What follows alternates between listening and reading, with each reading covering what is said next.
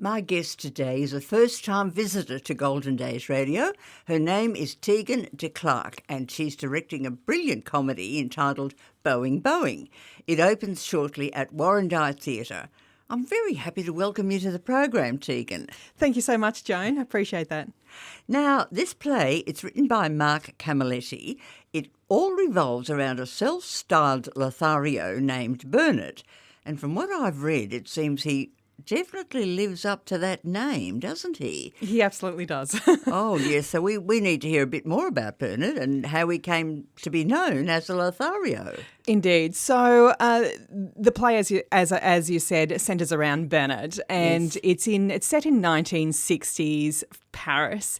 He is an architect, and he's discovered what he thinks is the best way of living is having 3 fiancés, not wives. He says that fiancés are nicer, and so he has 3 fiancés on the go. And the way he's chosen who he dates is different airlines and timetables and schedules, so he can make sure that they don't interact at the same time. The one's up in the air, one's taking off, and one's on standby. Oh, very clever, very clever. But I can imagine, and I'm sure as the play develops, that all goes out the window, doesn't it?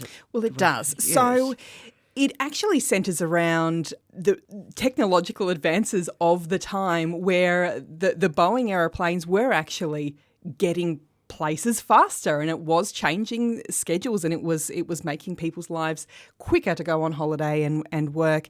So what happens is, as you can tell, it's a comedy, it's a farce, and wouldn't be fun if they didn't all happen to want to spend the night in Paris on the same day. So in one door, out one door, it's very quick. Precision is the key. But I can imagine, and I can imagine them all flying. That's why it's called a farce. And Correct. It's very fast-paced all the way along. Absolutely, isn't it? absolutely. You know, yes. they haven't got time to think all those, have they? I can just picture it all now, actually. So tell us a bit about the cast that you've chosen for this play. Sure. So we held auditions and we had a lot of interest, and none of the cast that we actually cast had actually heard of the play or seen the play before. And it was something that we wanted to explain to them, how much fun it is to do a show like this, what you need, good comic timing. And what we were really looking for is contrast between the characters. We wanted to make sure that the 2 gentlemen, there was a friendship base in the story. So they need to bond well, they needed to have a bit of banter, but they needed to be quite different. And the women as well, he chooses his fiancés based on only one thing, and that's their airline and flight schedule. So I actually wanted them to look quite contrasting of each other as well. And they're all of them have impeccable comic timing. They're all very funny.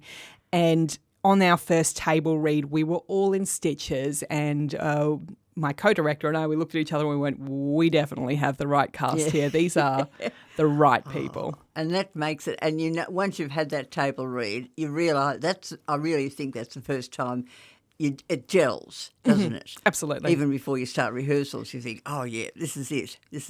You've chosen the right cast, so now we can get on with it. Yeah. And, that is terrific. Now, you are directing this in conjunction with Taron Johns.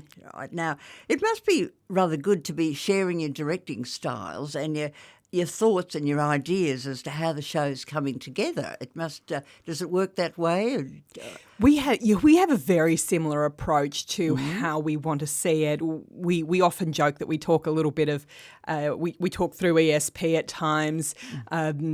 We'll see something and we'll go, yep, one of us will write it down. We know exactly. So that helps. Yes.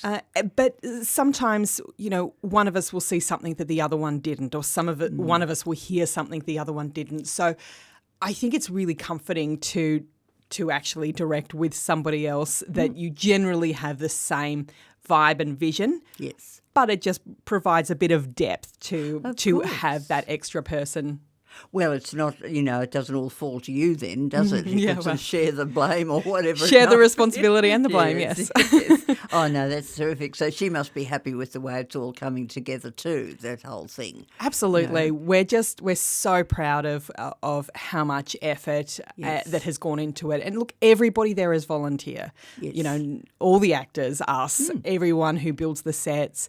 So that does not diminish the amount of effort and talent and skill that goes into directing a production or putting on a production like this.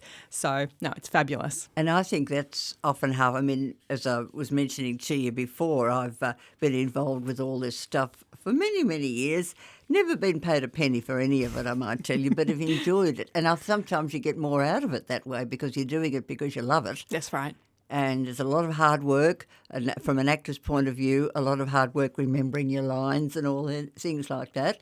But and when you see the results, you think, yes, this is good. This is what I want to do, because it pays off. Yeah, it really does. And look, with any production, as you would know, what you love is for the audiences to absolutely enjoy themselves. But yes.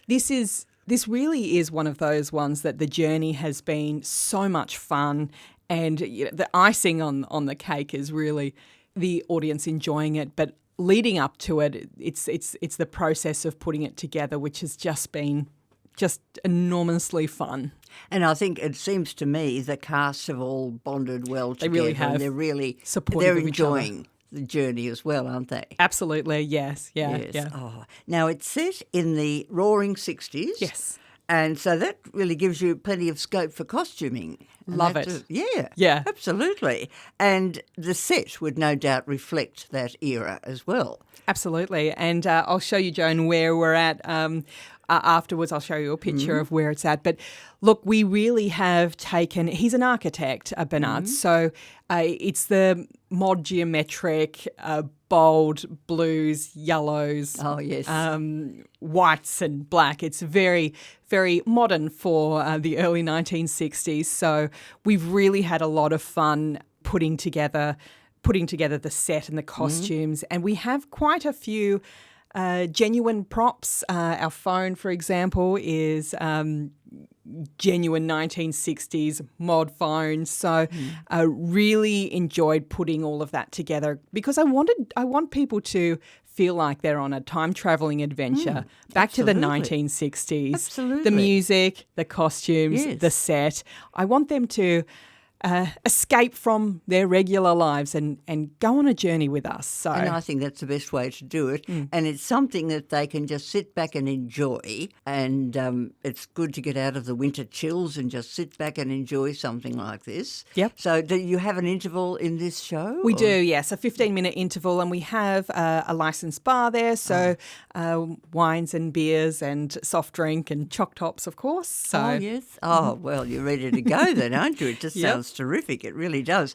Now, you obviously, a stage manager is always very important in these shows. Excuse me. So you've got a stage manager who's keeping an eye on everything well. Oh, my goodness. Yes. So our stage manager, Andrew, is... he was a stage manager for another production that I was in, and my partner as well, and we both went, we need him for Boeing-Boeing. He is just... the best.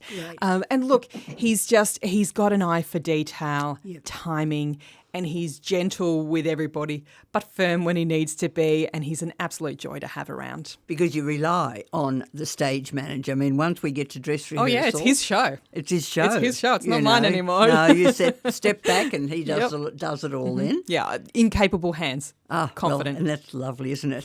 So, so who designed the set? Yeah, Jock McNeish, who is an absolute talent. He's been part of Warrandyte Theatre for a very long time. He's been set designing forever.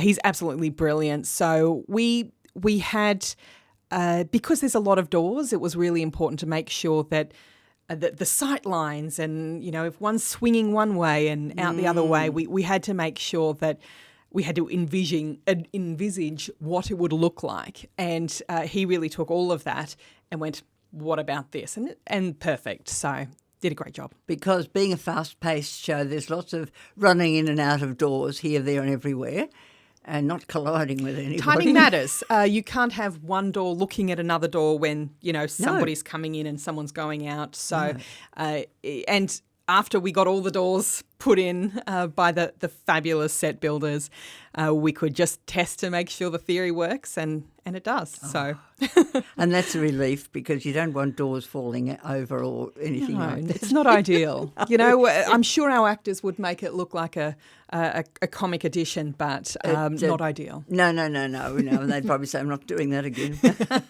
Exactly. Oh, dear. Well, look, I reckon the time's come to give our listeners all the relevant information about performance dates and times. Now, the season commences on Friday, the 28th of August, and it runs until Saturday, the 12th of September. Now, evening performances commence at 8 p.m. There are 2 matinees, Sunday the 30th of August and Sunday the 6th of September. They both commence at 2:30.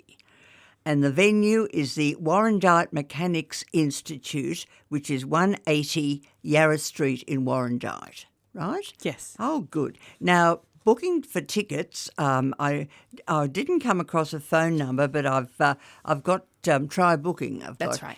Trybooking.com/DNKAB. Correct. Oh, how beautiful. Now, Tegan, it's been an absolute delight to meet you today and to hear all the inside goss on how Boeing-Boeing's coming along. And it's sure to be an absolute hoot. It really will be. And I reckon your audiences are going to enjoy every single moment of this play.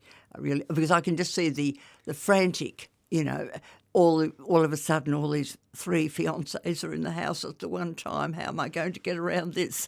And it'll be a lot of fun. Absolutely. He's lucky he's got his friend Robert there to help. To help. Yes. Oh, good. Oh, that's a relief. He doesn't have to handle it all on his own. Exactly right. And his maid Bertha, who is amazing. Oh, is she? Her character is just perfectly done. Some of those characters too can be heaps of fun, sort of understated, but really nails it every time, and I think they can be a lot of fun to play. Yes, they really can. And just watching the actors revel in the character is just amazing. Oh yeah. Oh look. So I just want to say from all of us here at GDR, I want to wish you and Tyron, your very talented cast and crew, everyone connected with this production, chookers for a great opening night and a successful season with Boeing-Boeing. Thank you, Joan. Appreciate your time. It's been a pleasure.